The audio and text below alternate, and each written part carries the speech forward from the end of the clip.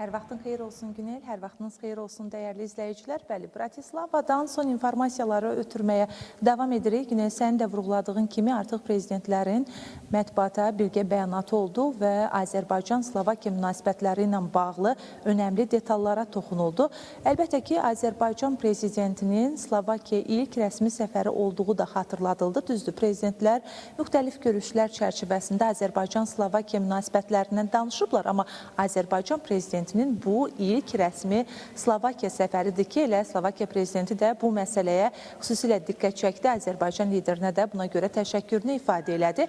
Azərbaycan-Slovakiya münasibətlərinin inkişaf perspektivlərindən gəldikdə əvvəlcə vurğulamalıyıq ki, təbii ki, enerji sahəsi burada əsas istiqamətlərdən biridir və ötən il 2024-cü ilin dekabrından artıq Azərbaycan qazı Slovakiyaya nəql edilməyə başlanılıb və Azərbaycan prezidenti də çıxışı müstəvisində bunu bir daha vurğuladı. Dedi ki, bizim potensialımız var. Slovakiyaya nə qədər enerji, yəni təbii qaz lazımdırsa biz bunu təmin etməyə də hazırıq və Slovakiya-Azərbaycan əlaqələri xüsusilə də ötən il mayda, yəni Slovakiyanın baş nazirinin Azərbaycana səfəri çərçivəsində imzalanan strateji tərəfdaşlığın birgə inkişaf etdirilməsi istiqamətində olan bəyannamədən sonra fərqli bir müstəviyə gəlib, yəni strateji tərəfdaşlıq çərçivəsində artıq əlaqələrimiz inkişaf etdirilir. Burada enerji sahəsini vurğuladım. Bugün Azərbaycan təbii ki 14 ölkəyə təbii qaz nəqli ixrac edir və Azərbaycan nəqlini həyata keçirir və Avropa ölkələrinə gəldikdə isə bu 8 ölkə olaraq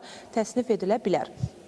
Azərbaycan və Slovakiya əlaqələri bu müstəvi ilə yanaşı digər istiqamətlərdə də inkişaf etdiriləcək. Xüsusilə də düşünürəm ki, birgə mətbuata çıxış zamanı vurğulanan istiqamətlərdən biri də müdafiə sahəsi idi və Slovakiya prezidenti də vurğuladı ki, biz birgə istehsaldan danışırıq. Yəni burada Azərbaycana hansı silahların satılması, daha sonra müharibəyə Azərbaycan hazırlaşır tərzində bir tezisin yürüdülməsindən söhbət getmir. Azərbaycan prezidenti də dedi ki, artıq müharibə dövrü deyil. Biz sadəcə olaraq birgə istehsaldan və bu istehsaldan çıxış edərək üçüncü ölkələrə silah satmaqdan danışırıq. Yəni bu həm də bu sahədə müdafiə sahəsindəki əməkdaşlığın şaxələndirilməsi üçün çox vacibdir. Həm də sənayenin inkişafı aspektindən həm Azərbaycan prezidenti, həm də Slovakiya lideri bu məsələyə xüsusilə diqqət çəkdi ki, müdafiə sahəsində bu baxımdan əməkdaşlığımızı inkişaf etdirəcəyik. Daha bir sahəni qeyd etməliyəm. Bu da informasiya, kommunikasiya sahəsidir ki, ümumiyyətlə bu məsələ ətrafında da Azərbaycan lideri dedi ki, biz əlaqələrimizi inkişaf etdirəcəyik.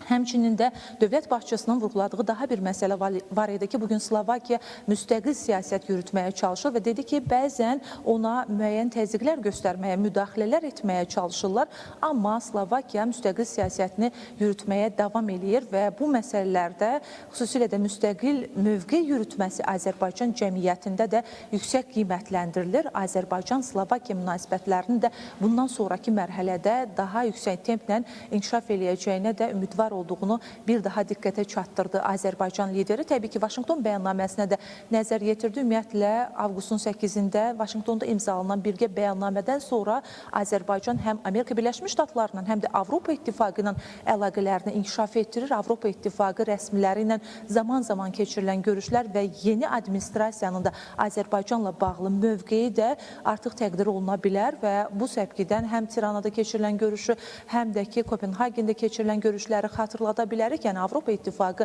Azərbaycan əlaqələri bu baxımdan da inkişaf etdirilir. Liderlər bir daha buna diqqət çəkdilər və Azərbaycan prezidenti həm də Slovakiya prezidentini Azərbaycana dəvət etdi. Dedi ki, düzdür, biz müxtəlif çərçivələrdə görüşlər keçirmişik, həm də 8 noyabr zəfərimizin 5 illiyi ilə bağlı tədbir çərçivəsində Slovakiyalı rəsmilərin də Azərbaycana gəlməsini təqdir elədiyini söylədi, amma dedi ki, artıq prezident kimi səfərinizi də Azərbaycana gözləyirik. Slovakiyadan çatdırmaq istədiyim, elə prezident iqamətgahından ötürmək istədiyim mesajlar bunlardan ibarət idi. Günel, indi söz xəbər mərkəzindədir. Buyurun.